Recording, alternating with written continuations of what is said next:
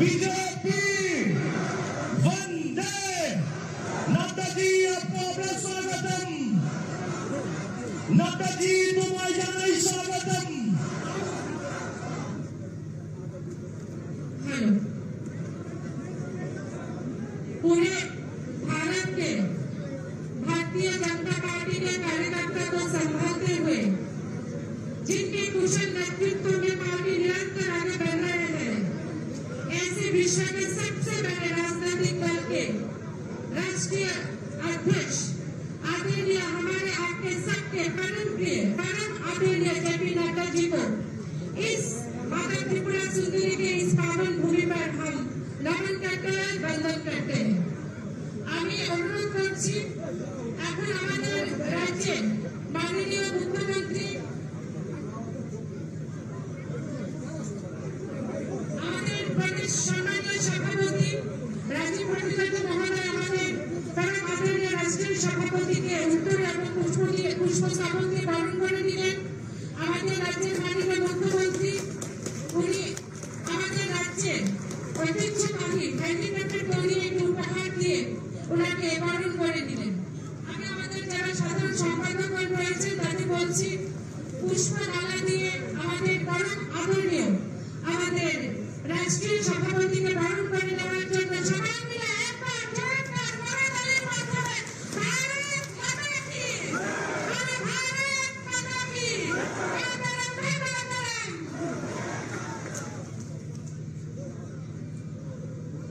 আমি এখন ভাষণ রাখার জন্য আমি অনুরোধ করব আমাদের প্রদেশ বিজেপির সম্মানীয় সভাপতি রাজীব ভট্টাচার্য মহোদয়কে। আমাদের রাজ্যের মাননীয় মুখ্যমন্ত্রী তথা প্রফেসর ডক্টর মানিক শাহ মহোদয়জিকে আমরা উত্তরীতে বরণ করে নেওয়ার জন্য অনুরোধ করবো। আমাদের প্রদেশ বিজেপির সম্মানীয় সভাপতিকে আমি আলোচনা রাখার জন্য অনুরোধ করছি।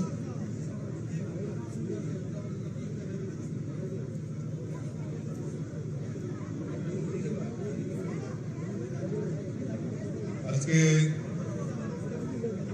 আমরা খুব সৌভাগ্যবান যে আমাদের এই মাতা ত্রিপুরেশ্বরীর পুণ্যভূমিতে আমরা আমাদের আদরণীয় সর্বভারতীয় সভাপতি জেপি নাড্ডাজিকে এইখানে আমরা স্বাগত করতে পেরেছি। আজকে এই জনসভায় উপস্থিত রয়েছেন আমাদের সর্বভারতীয় সভাপতি আদরণীয় জেপি নাড্ডাজি, আমাদের মাননীয় মুখ্যমন্ত্রী প্রফেসর ডক্টর মানিক শাহজি, আমাদের মধ্যে উপস্থিত রয়েছেন প্রাক্তন মুখ্যমন্ত্রী বর্তমান রাজ্যসভা সাংসদ আদরণীয় বিপ্লব কুমার দেব মহোদয়, আমাদের কেন্দ্রীয় সরকারের মাননীয় প্রতিমন্ত্রী সুশ্রী প্রতিমা ভৌমিক মহোদয়া, উপস্থিত রয়েছেন সাংসদ রেবতী ত্রিপুরা মহোদয়, উপস্থিত রয়েছেন মঞ্চে সম্বিত পাত্রজি আমাদের উত্তর পূর্বাঞ্চলের কোঅর্ডিনেটর, আমাদের মধ্যে উপস্থিত রয়েছেন আমাদের প্রদেশের ভারতীয় জনতা পার্টির প্রভারী ডক্টর মহেশ শর্মাজি, উপস্থিত রয়েছেন মাননীয় মন্ত্রীগণ রতনলাল নাথ মহোদয়, প্রণজিৎ সিংহ রায়, সুশান্ত চৌধুরী, টিঙ্কু রায়, শান্তলা চাকমা, সুধাংশু দাস, বিকাশ দেববর্মা, শুক্লাচরণ নোয়াতিয়া সহ আমার ভারতীয় জনতা পার্টির প্রদেশ কমিটির অফিস বেয়ারা এবং অন্যান্য নেতৃত্ব বিধায়ক বিধায়িকা থেকে শুরু করে যারা আজকের এই জনসভাকে সাফল্যমণ্ডিত করার জন্য এখানে উপস্থিত হয়েছেন, আমি সকলকে স্বাগত জানাচ্ছি, অভিনন্দন জানাচ্ছি এবং শুভেচ্ছা জানাচ্ছি। আপনারা দীর্ঘক্ষণ ধরে অপেক্ষা করছেন আমাদের রাষ্ট্রীয় সভাপতি বক্তব্য শোনার জন্য, কাজে আমি দুটি কথা বলেই আমার বক্তব্য আমি বিরাম দেব। বন্ধুগণ, আমরা জানি যে আমাদের ভারতবর্ষের স্বাধীনতার পর থেকে আমাদের ভারতবর্ষের প্রায় 60টি বছর আমাদের এই ভারতবর্ষকে কোন সময় কংগ্রেস বা কোন সময় কংগ্রেসের সহযোগী কমিউনিস্ট বা অন্যান্য দল এই ভারতবর্ষকে শাসন শোষণ করেছেন। আর 2014 সালে আমাদের এই ভারতবর্ষের রাষ্ট্রনায়ক মোদীজির নেতৃত্বে যে মন্ত্রিসভা হয়, যশস্বী প্রধানমন্ত্রী নরেন্দ্র মোদীজির নেতৃত্বে যে মন্ত্রিসভা হয়, আজকে 9 বছর পূর্ণের পর আমাদের ভারতবর্ষে প্রমাণিত হয়েছে আর শোষণ আর শাসন নয়, এখন সেবক এই ভারতবর্ষের দায়িত্ব নিয়ে কাজ করছে। তাই আজকে ভারতবর্ষের সকল অংশের মানুষের জন্য আমাদের দেশের যশস্বী প্রধানমন্ত্রী কাজ করছেন। বন্ধু, আমরা কোনোদিনও ভাবতে পারিনি ভারতবর্ষের প্রধানমন্ত্রী মোদীজি আসার পর গরিবদের জিরো ব্যালেন্সে ব্যাংক অ্যাকাউন্ট করা, গরিবদের বাড়িতে প্রধানমন্ত্রী উজ্জ্বলা যোজনার গ্যাসের কানেকশন, প্রত্যেক গরিবের বাড়িতে বিদ্যুতের কানেকশন, প্রত্যেক গরিবের বাড়িতে স্বচ্ছ ভারতের বর্ষণের মাধ্যমে শৌচালয় নির্মাণ, প্রত্যেক গরিবের বাড়িতে পাকা বাড়ি, প্রত্যেকের বাড়িতে পানীয় জলের ব্যবস্থা একমাত্র যশস্বী প্রধানমন্ত্রী নরেন্দ্র মোদীজি রয়েছেন বলেই, নরেন্দ্র মোদীজির মতো সেবক রয়েছেন বলেই আজকে গরিবদের ঘরে সেই সমস্ত সুযোগ সুবিধা পৌঁছে গেছে। আজকে আমরা সৌভাগ্যবান, আজকে দেশের কৃষকরা কিষাণ সম্মান নিধি, কৃষকদের উৎপাদিত সামগ্রী এমএসপি ধরে সরকারের ক্রয়, সেই ব্যবস্থা আমাদের ভারতবর্ষের প্রধানমন্ত্রী যশস্বী প্রধানমন্ত্রী নরেন্দ্র মোদীজি করেছে। তাই আমরা এই আমাদের দেশের যশস্বী প্রধানমন্ত্রী নরেন্দ্র মোদীজির 9 বছর কালকে আমরা গত 1 মাস ব্যাপী আমরা বিভিন্ন কর্মসূচির মাধ্যমে আমরা ভারতীয় জনতা পার্টি রাষ্ট্রীয় সভাপতি সিদ্ধান্ত নিয়েছে যে সমস্ত জায়গায় মানুষের কাছে বার্তা পৌঁছে দেওয়ার জন্য আমরা বিভিন্ন কর্মসূচি রূপায়িত করছি। আর তারই অঙ্গ হিসেবে আমাদের রাষ্ট্রীয় সভাপতি আজকে আমাদের এই ত্রিপুরা রাজ্য সফরে আজকের এই শান্তি বাজারে উনি উপস্থিত হয়েছেন, তাই উনাকে স্বাগত জানাচ্ছি। আমি আমার আলোচনার দীর্ঘায়িত করছি না, সবাইকে একবার আমি অনুরোধ করবো কোরাতালির মাধ্যমে আমাদের রাষ্ট্রীয় সভাপতি আদরণীয় জেপি নাড্ডাজিকে একবার কোরাতালির মাধ্যমে স্বাগত করার জন্য সকলকে আমারও আন্তরিক অভিনন্দন এবং শুভেচ্ছা জানিয়ে স্বাগত জানিয়ে আমার কথা বলা শেষ করছি। বন্দে মাতরম, ভারত মাতা কি জয়। একবার আমার সাথে মুষ্টি বন্ধ করে আমাদের রাষ্ট্র সভাপতি উপস্থিত হয়েছে, একবার মুষ্টি বন্ধ করে আমার সাথে বলেন ভারত মাতা কি, ভারত মাতা কি, ভারত মাতা কি। সবাইকে নমস্কার। ধন্যবাদ আমাদের প্রদেশ বিজেপির সম্মানীয় সভাপতি রাজীব ভট্টাচার্য মহোদয়কে। এখন আমি আলোচনা রাখার জন্য অনুরোধ করছি আমাদের মাননীয় রাজ্যসভার সাংসদ তথা প্রাক্তন মুখ্যমন্ত্রী বিপ্লব কুমার দেব মহোদয়কে।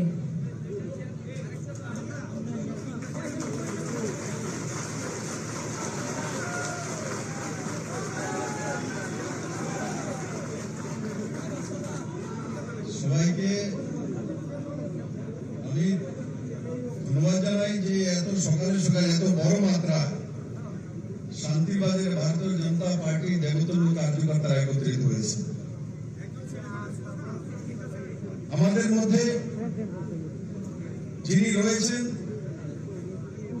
উনি আমাদের ভারতীয় জনতা পার্টির প্রাণ পুরুষ এবং ভারতীয় জনতা পার্টির রাষ্ট্রীয় সভাপতি, যশস্বী নেতৃত্ব, যার জন্ম দেবভূমি হিমাচলে, সেই ব্যক্তি আজ আমাদের মধ্যে রয়েছেন আদরণীয় জেপি নাড্ডাজি। আমাদের মধ্যে রয়েছেন ত্রিপুরার মাননীয় মুখ্যমন্ত্রী ডক্টর মানিক শাহ মহোদয়, প্রদেশ অধ্যক্ষ শ্রী রাজীব ভট্টাচার্য মহোদয় এবং মঞ্চাসীন সমস্ত মন্ত্রীগণ, বিধায়কগণ, ভারতীয় জনতা পার্টির নেতৃত্ব, আর বিশেষ করে এই ময়দানে কোনায় কোনায় ভারতীয় জনতা পার্টির পৃষ্ঠা প্রমুখ থেকে নিয়ে সমস্ত দেবতুল্য কার্যকর্তা বৃন্দকে আমি স্বাগত জানাই। আর তার সঙ্গে সঙ্গে মাননীয় জেপি নাড্ডাজিকে তার জন্য স্বাগত জানাবো। 2018-তে মাননীয় প্রধানমন্ত্রীর নেতৃত্বে ভারতীয় জনতা পার্টির সরকার ত্রিপুরাতে 25 বছরের ক্রমাগত টানা কংগ্রেস সরকারকে পরাজিত করে শূন্য থেকে সরকার হয়েছে। আর দ্বিতীয়বার মাননীয় প্রধানমন্ত্রীর নেতৃত্বে और नाड्डाजीর কৌশল ব্যক্তিত্বের মাধ্যমে ত্রিপুরাতে ভারতীয় জনতা পার্টির দ্বিতীয়বার সরকার প্রতিষ্ঠিত হয়েছে।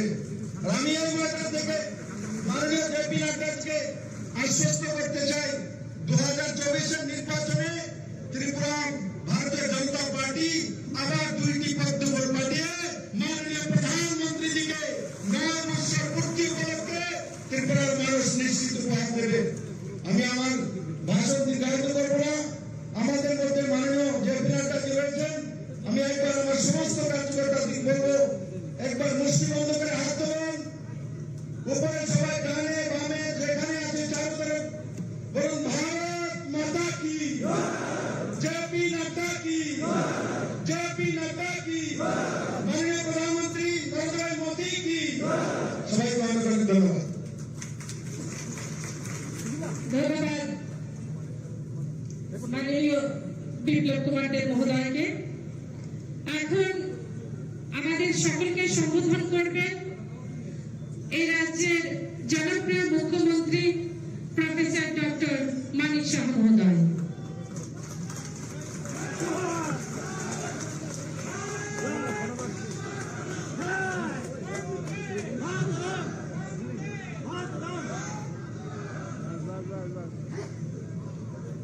সবাইকে নমস্কার।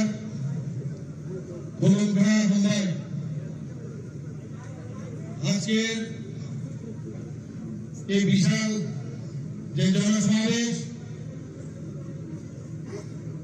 সেই জনসমাবেশে মঞ্চে উপস্থিত আছেন আমাদের সবার প্রিয় আদরণীয় এবং আমাদের গার্জিয়ান ভারতীয় জনতা পার্টির সর্বভারতীয় সভাপতি মাননীয় জেপি নাড্ডাজি। উপস্থিত আছেন আমাদের ত্রিপুরা প্রদেশ বিজেপি মাননীয় সভাপতি শ্রী রাজীব ভট্টাচার্য মহোদয়। উপস্থিত আছেন যিনি একটু আগে ওনার মূল্যবান বক্তব্য এখানে রেখেছেন, আমাদের ত্রিপুরা সরকারের প্রাক্তন মুখ্যমন্ত্রী এবং বর্তমান রাজ্যসভার এমপি শ্রী বিপ্লব কুমার দেব মহোদয়।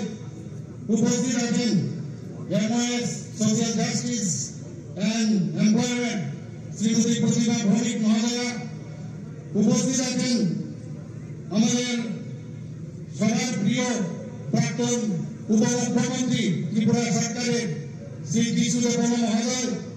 উপস্থিত আমাদের মাননীয় প্রধানী ডক্টর মহেশ শর্মাজি এবং এখানে উপস্থিত আছেন আমাদের সমীর পাত্রাজি, নর্থ ইস্টের কোঅর্ডিনেটর এবং সম্মানীয় ত্রিপুরা সরকারের সমস্ত মন্ত্রীগণ এবং আমার সামনে উপস্থিত আছেন আমাদের মাননীয় বিধায়ক বিধায়িকাগণ এবং কর্পোরেটরগণ, মেয়র থেকে শুরু করে এখানে যারা এমনি আমাদের অন্যান্য যারা কার্যকর্তা এখানে উপস্থিত আছেন, সবাইকে আমি হার্দিক অভিনন্দন ও শুভেচ্ছা জানাচ্ছি।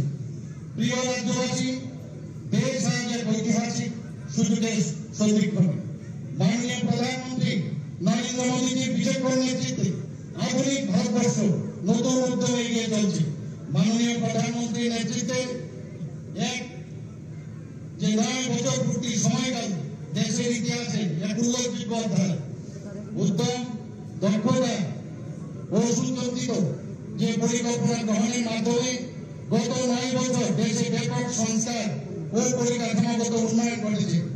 আগামী দিনে ভারতবর্ষের ইতিহাসে ভাগ করা যাবে প্রাক মোদী যুগ এবং মোদীজির নেতৃত্বে বর্তমান ভারতবর্ষের সময়কাল। দেশের এই সময়কাল জনগণের কল্যাণ এবং সার্বিক উন্নয়নের সময়কাল হিসাবে চিহ্নিত হয়ে যাবে। দীর্ঘদিনের উপেক্ষিত অবহেলিত উত্তর পূর্বাঞ্চলে গত 9 বছর পেয়েছে অভূতপূর্ব উন্নয়নের সুযোগ। রেল, সড়ক, বিমান পরিষেবা থেকে শুরু করে সমস্ত উন্নয়নের ক্ষেত্রে আজ আজকে ত্রিপুরা থেকে আরম্ভ করে পুরো নর্থ ইস্টার্ন যে রোড সেটা দেশের উন্নতম উন্নয়নের কেন্দ্রবিন্দু।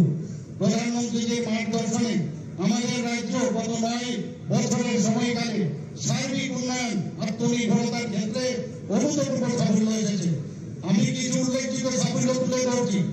কৃষি ক্ষেত্রে রাজ্যে পিএম কিষাণ যোজনায় বার্ষিক 6,000 টাকা করে 2,47,000-এরও বেশি কৃষক আর্থিক সহায়তা পেয়েছে। এতে করে ব্যয় হয়েছে 533 কোটি 16 লক্ষ টাকা। এর ফলে আগে 2015-16-তে যে কৃষকদের আয় ছিল 6,580 টাকা, বর্তমানে তা 13,590 টাকা হয়েছে, যেটা আমাদের যে চিন্তা ছিল এবং আমরা যেটা ভেবেছিলাম যে দ্বিগুণ করব কৃষকদের আয়, সেটা হয়েছে। প্রধানমন্ত্রী ফসল বীমা যোজনায় প্রায় 10,08,00,000 কৃষককে বীমার আওতায় আনা হয়েছে। 10,08,000 কৃষককে বীমার আওতায় আনা হয়েছে, যাতে রাজ্যে বাজেট থেকে কৃষকের বীমার অংশীদারিত্ব 20 কোটি 83 লক্ষ টাকা বহন করা হয়েছে। বন্ধুগণ, কিষাণ ক্রেডিট কার্ডের মাধ্যমে প্রায় 3,07,000 কৃষককে কৃষি ঋণ দেওয়া হয়েছে, যার আর্থিক খরচ 1,032 কোটি টাকা হয়েছে। স্বাস্থ্য ক্ষেত্রে প্রধানমন্ত্রী জন আরোগ্য যোজনায় 2018 সাল থেকে এখন পর্যন্ত রাজ্যে প্রায় 13 লক্ষ আয়ুষ্মান কার্ড প্রদান করা হয়েছে এবং সেকেন্ড যেটা হয়েছে প্রায় 2 লক্ষের উপরে, এবং তাতে করে 136 কোটি টাকার আবেদন নিষ্পত্তি হয়েছে। প্রধানমন্ত্রী পোষণ কর্মসূচিতে 2.5 লক্ষের বেশি প্রাথমিক স্তরে স্কুলের শিশু এবং উচ্চ প্রাথমিক স্তরের 1.5 লক্ষ শিশুকে পুষ্টিকর খাদ্য বিতরণ করা হয়েছে। প্রধানমন্ত্রী ভাবনাকে পাথেয় করে রাজ্য সরকার মহিলা ও শিশুদের উন্নয়নের ক্ষেত্রে অধিক গুরুত্ব দিয়েছে। রাজ্যে সরকারি চাকরিতে 33% পদ মহিলাদের জন্য সংরক্ষণ করা হয়েছে। বন্ধুগণ, গ্রামীণ মহিলাদের অর্থনৈতিক সমৃদ্ধির লক্ষ্যে প্রায় 4 লক্ষ গ্রামীণ মহিলাকে যুক্ত করে 50,000 স্বসহায়ক দল গঠন করা হয়েছে। স্বসহায়ক দলগুলির মধ্যে 1100 কোটি টাকারও অধিক রিভলভিং ফান্ড ও ব্যাংক লোনের ব্যবস্থা করা হয়েছে। কলেজ স্তর পর্যন্ত আপনারা জানেন যে ছাত্রীদের টিউশন ফি মকুব করা হয়েছে। নবম শ্রেণীতে পাঠরত প্রায় 1 লক্ষ ছাত্রীকে বিনামূল্যে সাইকেল বিতরণ করা হয়েছে। জনজাতিদের সার্বিক বিকাশে সরকার আন্তরিক। বনাঞ্চলে বসবাসকারী নাগরিকদের অধিকার সুরক্ষিত করতে বনাধিকার অ্যাপ চালু করা হয়েছে। ভারত সরকারের 17টি আমাদের মাননীয় প্রধানমন্ত্রীর কারণে 17টি একলব্য মডেল রেসিডেন্সিয়াল স্কুলের অনুমোদন দিয়েছে। এর মধ্যে 2 স্কুল ইতিমধ্যে চালু হয়েছে। রাজ্যের 1,400-টিরও অধিক স্কুলে কর্পোরেট ভাষাকে আমরা বিষয় হিসাবে চালু করেছি। আগরতলা সিঙ্গারবিল বিমানবন্দরকে মহারাজা বিক্রম বিমানবন্দর হিসাবে নামকরণ করা হয়েছে এবং আন্তর্জাতিক টার্মিনাল বিল্ডিং হিসাবে চালু করা হয়েছে। পরিকাঠামোগত উন্নয়নের ক্ষেত্রে রাজ্যে প্রায় 5 লক্ষ ঘর আমরা সুবিধাভোগীদের জন্য বরাদ্দ করেছি। প্রধানমন্ত্রী গ্রাম সড়ক যোজনায় রাজ্যে 2,000 কিলোমিটার উপর রাস্তা নির্মাণ করা হয়েছে। জল জীবন মিশনে রাজ্যে 4,30,000-এর উপর পরিবারে পানীয় জলের সুযোগ দেওয়া হয়েছে। সৌভাগ্য প্রকল্প দীনদয়াল উপাধ্যায় গ্রাম জ্যোতি যোজনার অধীনে প্রায় 2,18,000 পরিবারে প্রায় 690 কোটি টাকা দেওয়া হয়েছে। বন্ধুগণ, মাননীয় প্রধানমন্ত্রীর এই ধরনের দূরদর্শী উদ্যোগের ফলে দেশ আজ 5 ট্রিলিয়ন অর্থনৈতিক লাভে উন্নতি হয়েছে। এই জনমুখী শাসন আরো অনেক বছর বজায় থাকুক এবং প্রতিটি স্বপ্নকে বাস্তবে পরিণত করার সুযোগ এনে দিন। আমাদের মাননীয় প্রধানমন্ত্রী মার্গদর্শনকে পাথেয় করে এক ত্রিপুরা শ্রেষ্ঠ ত্রিপুরা গড়ার লক্ষ্যে আমাদের রাজ্যে উন্নয়ন কর্মযজ্ঞ অব্যাহত রয়েছে। সবাইকে অনেক ধন্যবাদ। নমস্কার। বন্দে মাতরম। ভারত মাতা কি জয়। ধন্যবাদ আমাদের রাজ্যের মাননীয় मुख्यमंत्री 2014 से 2024 एक स्वर्णिम काल जो लिखी जा रही है अपने प्रधानमंत्री के हाथों द्वारा, उस काल की गाथा को बयां करने के लिए अभी मैं विनम्रता से निवेदन करती हूँ अपने भारतीय जनता पार्टी के राष्ट्रीय अध्यक्ष आदरणीय जेपी नड्डा जी का। भारत माता की, भारत माता की।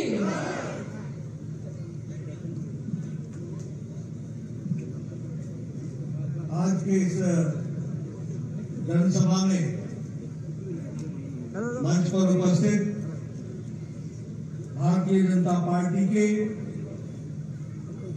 हमारे प्रदेश के अध्यक्ष श्री राजीव भट्टाचार्य जी, हमारे प्रदेश के यशस्वी मुख्यमंत्री सम्मानीय मानिक शाह जी, हमारे पूर्व मुख्यमंत्री और राज्यसभा के सांसद विप्लव देव जी, भारत सरकार में मंत्री बहन प्रतिमा भौमिक जी, पूर्व उप मुख्यमंत्री विष्णुदेव बर्मन जी, यहाँ के लोकप्रिय सांसद रेवती जी, हमारे सम्मिलित पात्रा जी, महेश शर्मा जी, यहाँ मंच पर उपस्थित सभी मंत्रीगण, हमारे विधायकगण और यहाँ इतनी बड़ी संख्या में एकत्र आए देवी और सज्जनों, मेरे नौजवान साथी और मीडिया के मेरे साथी, प्रिंट मीडिया और इलेक्ट्रॉनिक मीडिया के मेरे साथी।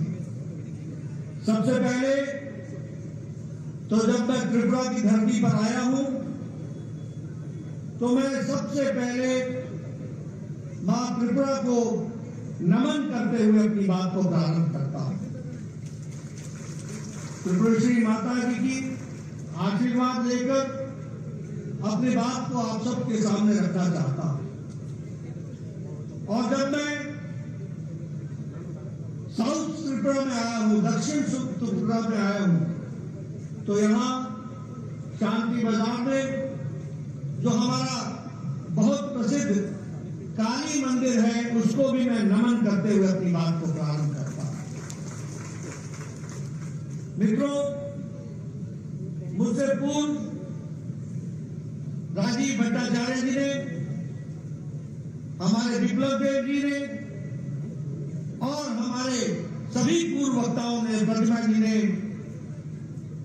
हमारे मुख्यमंत्री जी ने आपके सामने बहुत ही तफसील से किस तरीके से मोदी जी के नेतृत्व में देश आगे बढ़ा है और त्रिपुरा का भी विकास हुआ, देश का भी विकास हुआ, इन सारी बातों को बहुत गहराई से आपके सामने रखा है।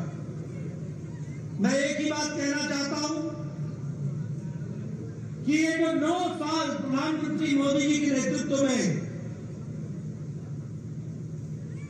जो हम सब लोगों ने देखा है, उसमें हमने पाया है कि इन 9 सालों में भारत की तस्वीर और तकदीर को मोदी जी के नेतृत्व ने बदल डाला है।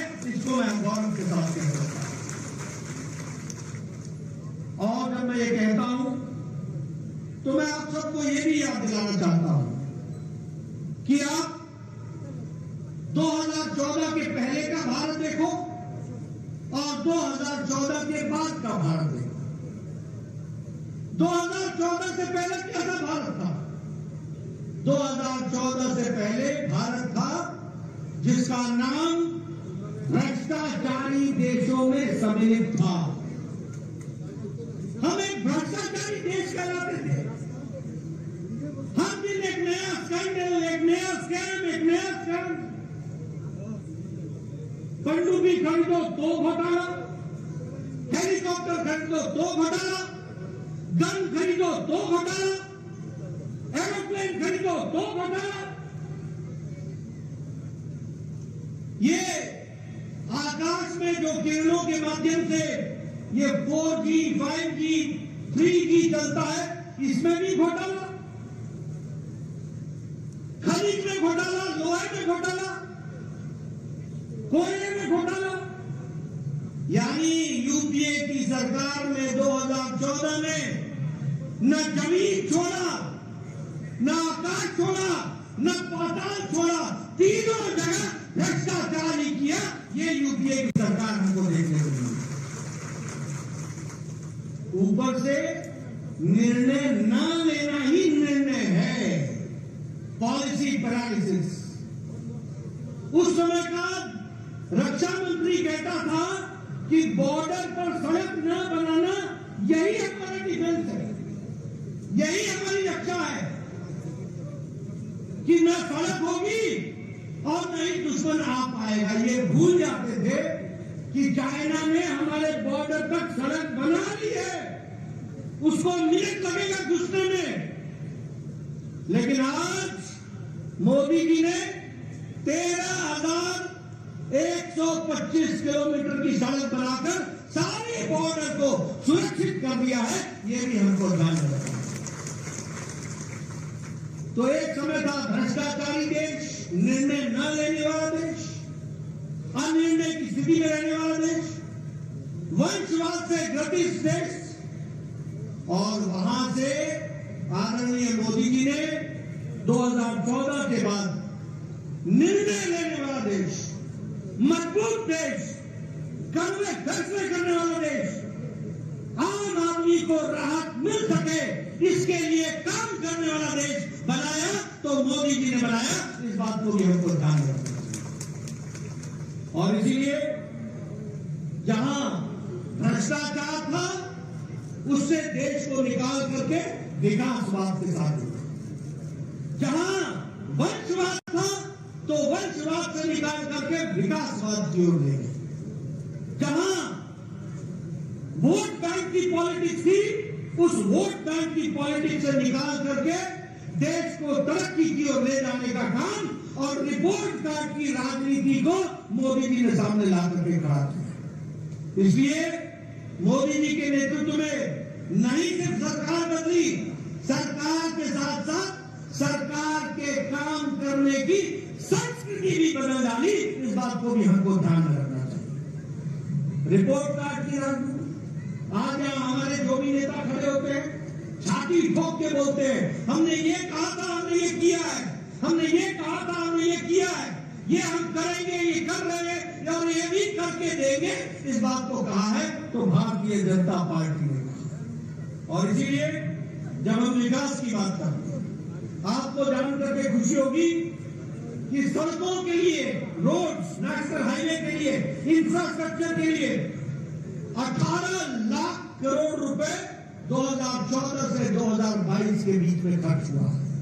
और इस साल 10 लाख करोड़ रुपए सिर्फ इंफ्रास्ट्रक्चर पर खर्च हो रहा है, सिर्फ इंफ्रास्ट्रक्चर पर खर्च हो रहा है।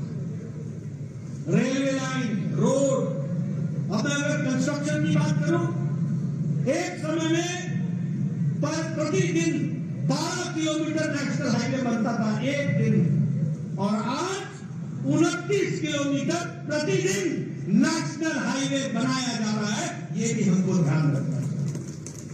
उसी तरीके से नेशनल हाईवे पिछले 9 सालों में 54,000 किलोमीटर बने, 54,000 किलोमीटर, और त्रिपुरा में पिछले 6 सालों में 300 किलोमीटर नेशनल हाईवे बन करके तैयार हुआ है। ये भी हमको याद रखना है।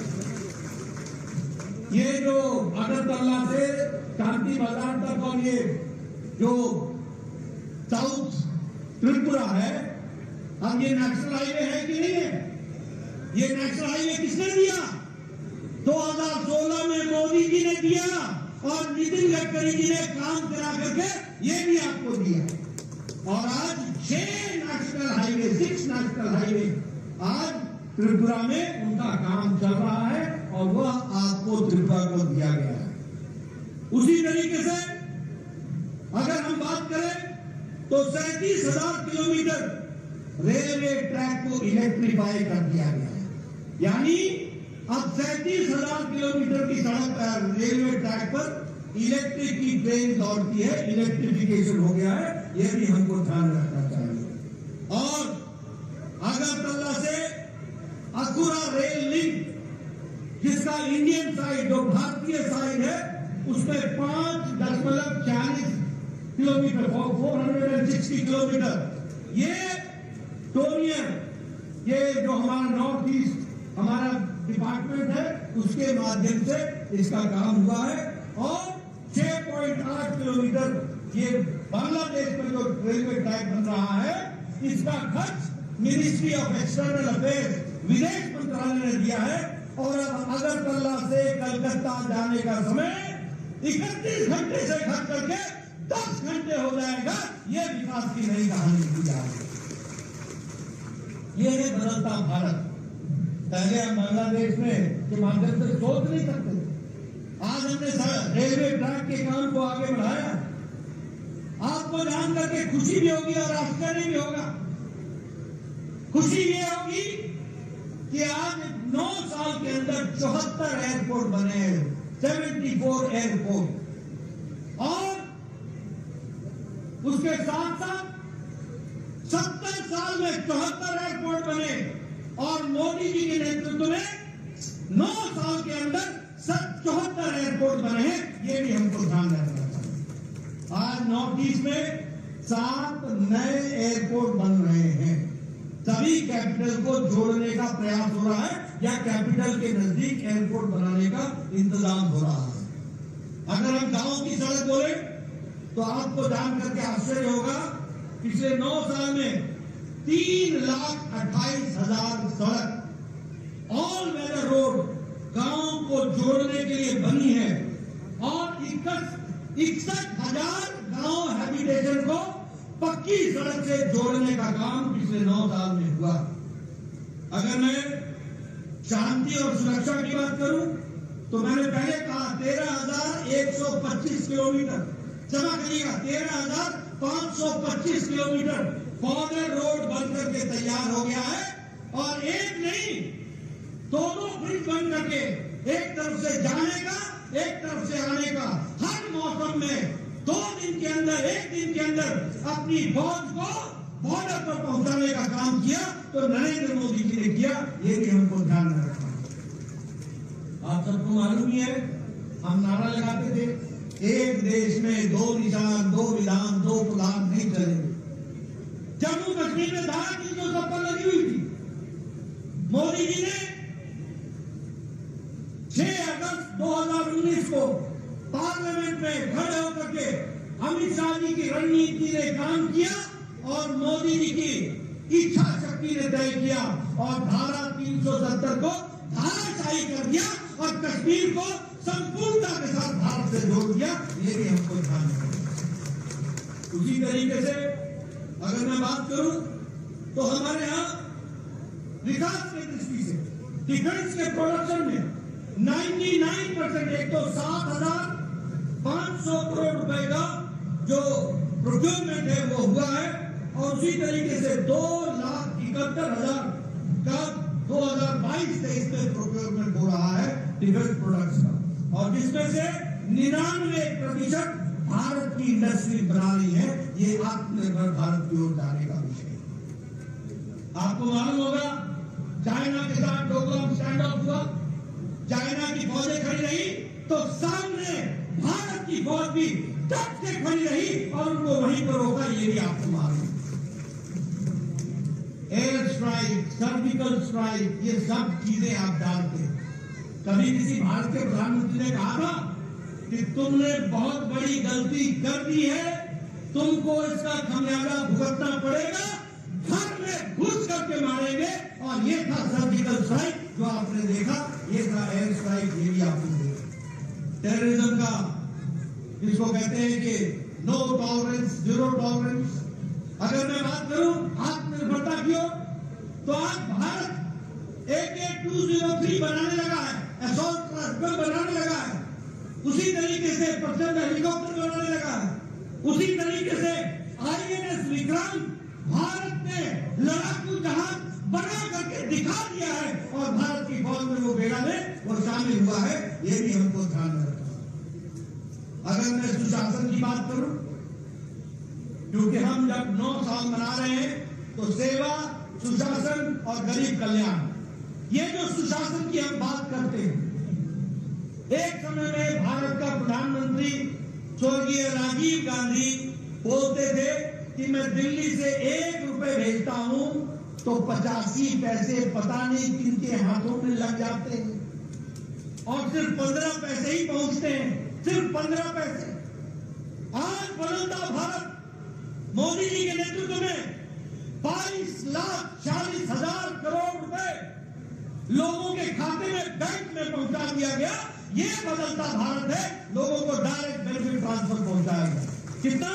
5,40,000 लाख करोड़, जिसमें से 2,20,000 करोड़ रुपए, लाख करोड़ रुपए ये जो पिलफरेज हो जाता था, ये जो बीच में बिचौलिए खा लेते थे, इसको भी रोकने का काम किया है। कितना?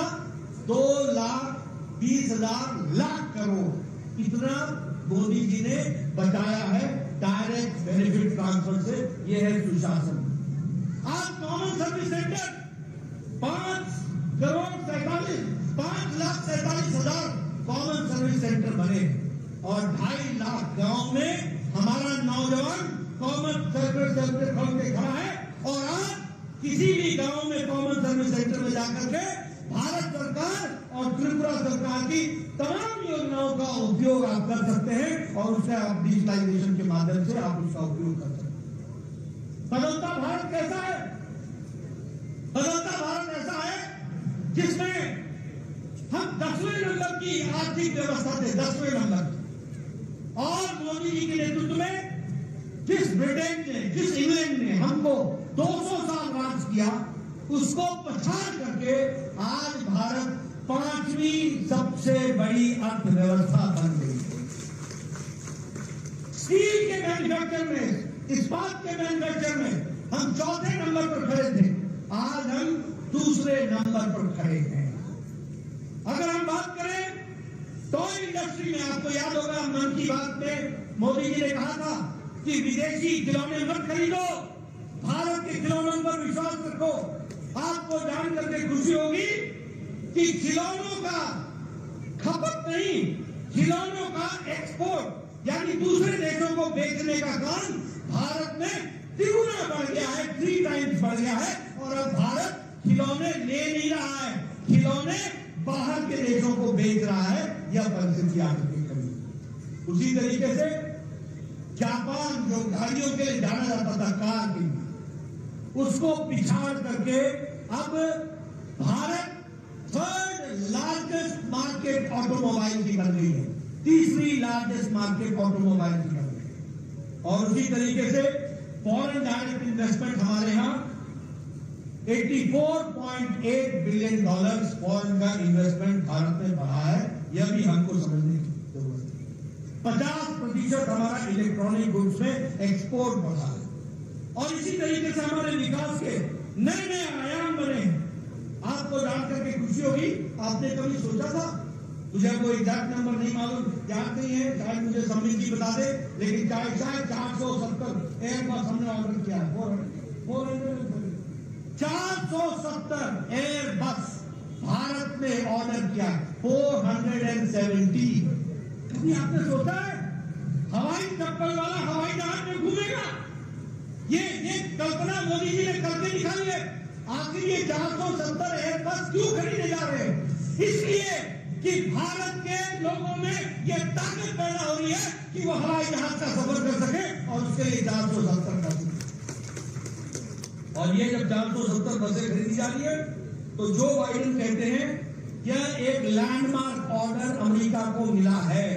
इससे हमारे 44 स्टेट्स के लोगों में एम्प्लॉयमेंट बढ़ेगी। ये जो बाइडेन कहते हैं अमेरिका के राष्ट्रपति। उसी तरीके से रोल्स रॉयस के जो इंजिन हैं वो एयरबस खरीदेगा और इसके लिए यूके के प्रधानमंत्री ये कहते हैं कि समय 2050 तक भारत दुनिया की 3री सबसे बड़ी अर्थव्यवस्था बन जाएगी। ये ऋषि सुनक बोलते हैं। और उसी तरीके से हमारे विकास के दृष्टि से इकोनॉमिक पावर के रूप में उनको प्रोजेक्ट किया जाता है, वो भी हमको देखने को मिलता है। मित्रों, मैं यहां आप लोगों को क्लियर कर देना चाहता हूं और मैं चाहता हूं मेरे आंकड़े मीडिया वाले नोट कर लें और सही मायने में भारत की तस्वीर लोगों के सामने रखें। ये जो कांग्रेसी भाई है ना और ये सीपीएम के ये अनपढ़ लोग, क्षमा करिएगा मैं सब बोल रहा हूं अनपढ़, इनको पढ़ाई लिखाई से कोई वास्ता नहीं है। जहां खड़े होते गरीबी, बेरोजगारी, अरे रोजगार के बारे में तुमने बता दिया। आज 5th लार्जेस्ट इकोनॉमी बन गई है। अगर रोजगार नहीं होता तो ये इकोनॉमी कैसे बनती? अगर हम सबसे बड़ी इकोनॉमी बनने की तरफ बढ़ रहे हैं तो रोजगार के साधन देने का काम भी भारत कर रहा है, ये हमको समझना चाहिए। लेकिन इन अनपढ़ लोगों को मैं बताना चाहता हूं, दुनिया में कोरोना आया, देश में दुनिया में सब जगह मंदी हुई, दुनिया में रूस का और यूक्रेन का झगड़ा हुआ और ये सप्लाई चेन सबका टूटा, सभी को आर्थिक समस्या आई। लेकिन इस आर्थिक समस्या में मैं आपको बताना चाहता हूं, भारत दुनिया का फास्टेस्ट ग्रोइंग इकोनॉमी है। ये सबसे तेज गति से आर्थिक व्यवस्था को बढ़ाने वाला जीडीपी का देश है, ये भी समझिए। और मैं कहने के लिए नहीं कह रहा हूं, नोट कर ले मेरे मित्र पत्रकार भाई, इंडिया की जीडीपी है 8.7% के हिसाब से ग्रो कर रही है, 8.7%। मॉर्गन स्टैनली ये बैंक अपनी रिपोर्ट में कहता है कि भारत की अर्थव्यवस्था सबसे मजबूत है दुनिया में, ये मॉर्गन स्टैनली बोलता है सबसे मजबूत है।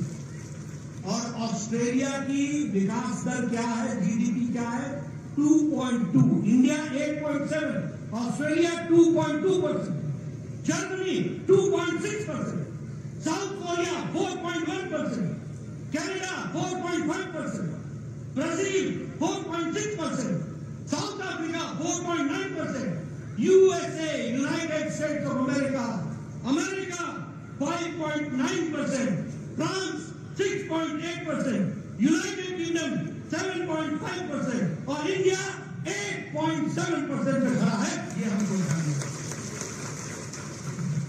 अब मैं अगर महंगाई की बात करूं, इन्फ्लेशन की बात करूं, ये अनपढ़ कांग्रेसी भाइयों को समझा देना, ये महंगाई बोलते हैं ना, इनकी महंगाई हमने देखी है।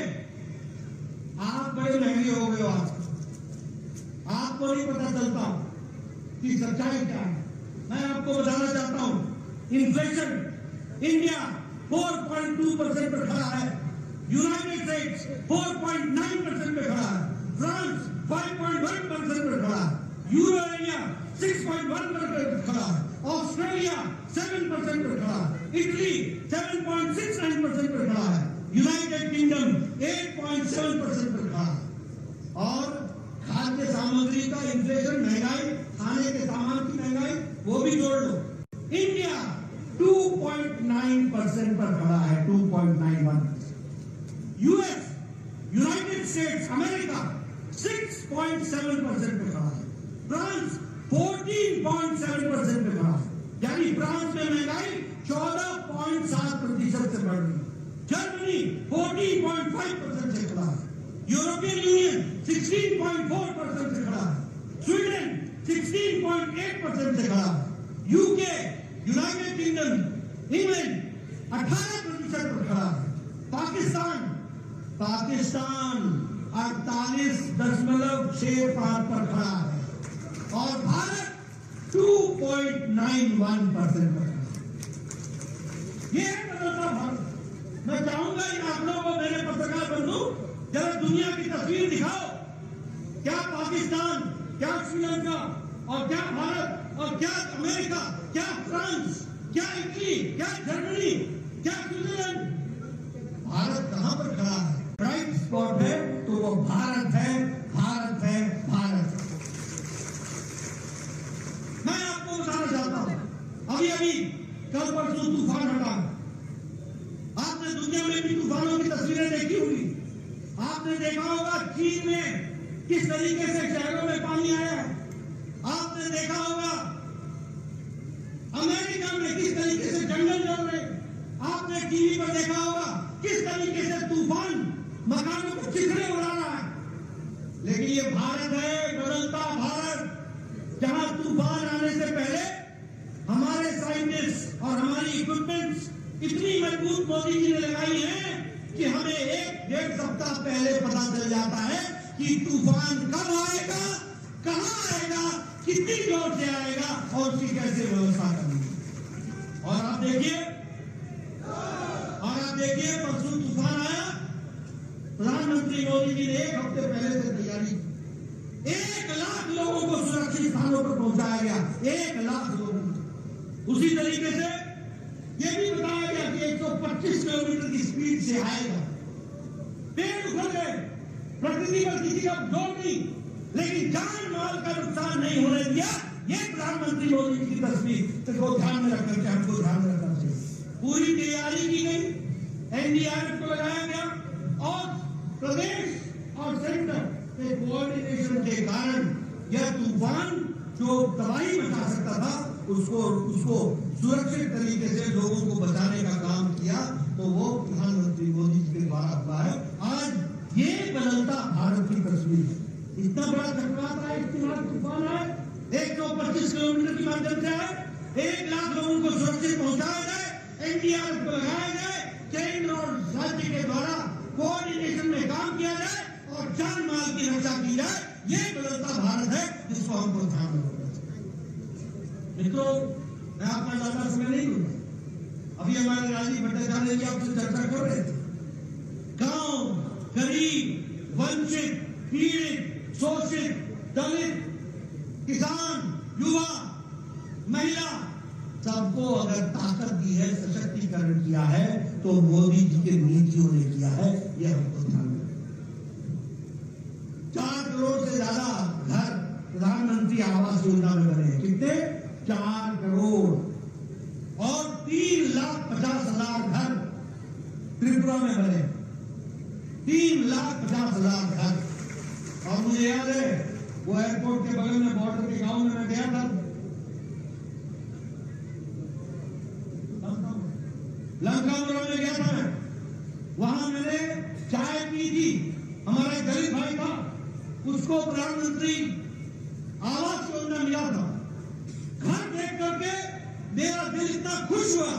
2 कमरे, बेडरूम, 1 किचन अलग से, 1 शौचालय अलग से, किचन में गैस का चूल्हा, सामने कोर्टयार्ड, ऊपर छत, पक्का मकान और घर का मालिक नहीं, मालकिन उसकी मालिक। यह है प्रधानमंत्री आवास योजना, यह है महिला सशक्तिकरण।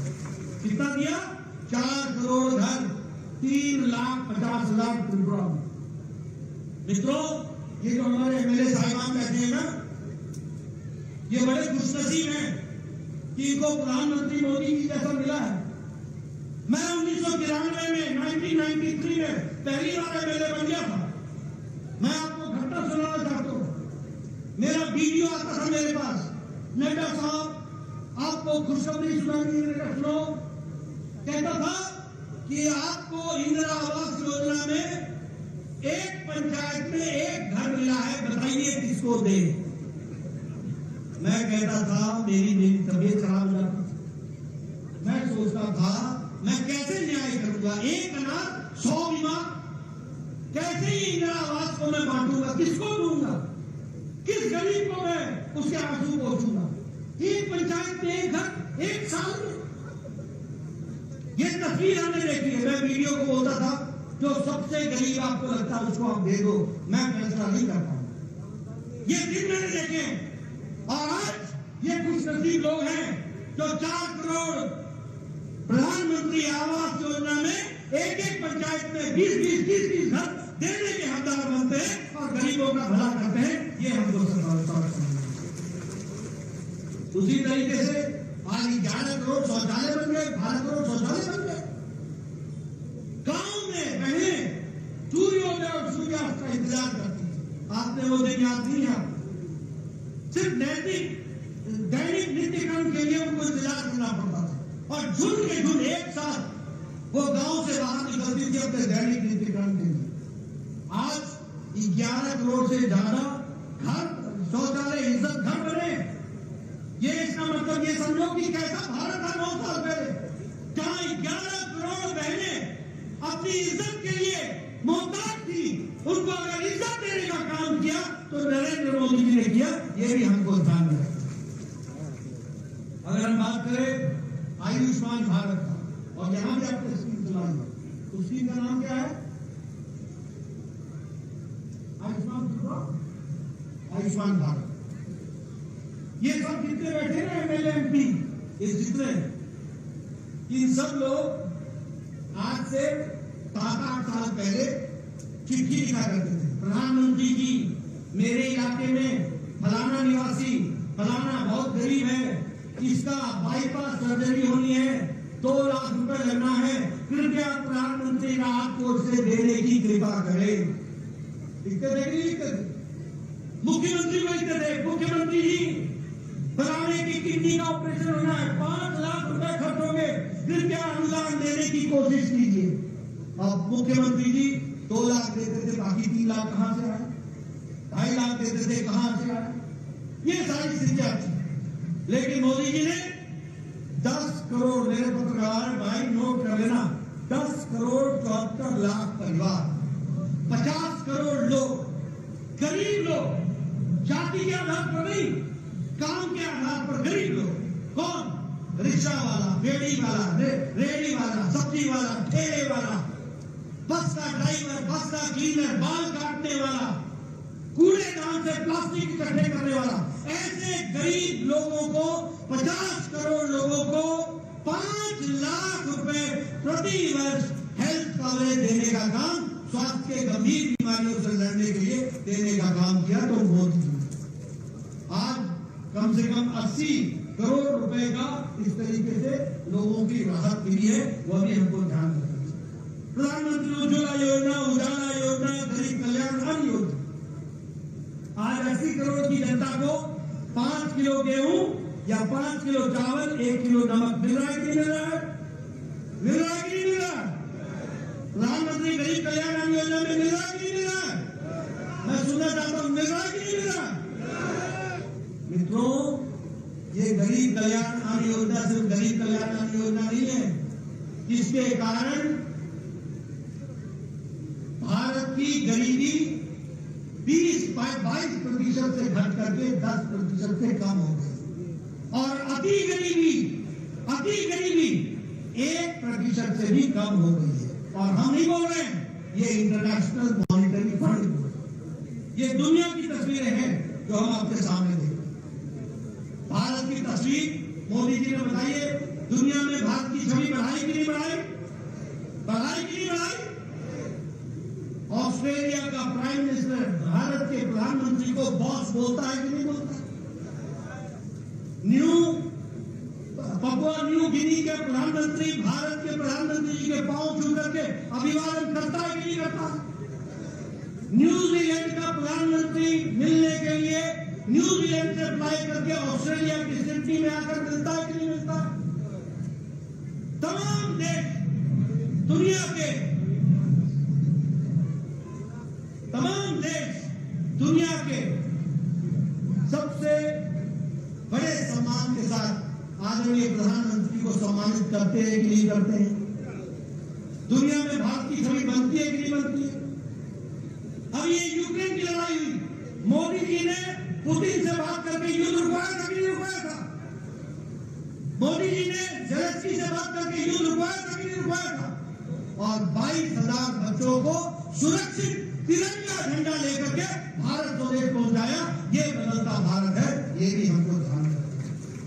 इसलिए मित्रों, मैं बहुत सी बातें आपको कह सकता हूं और बहुत सी चीजों को आपके सामने रख सकता हूं, लेकिन हाँ, समय का अभाव भी है।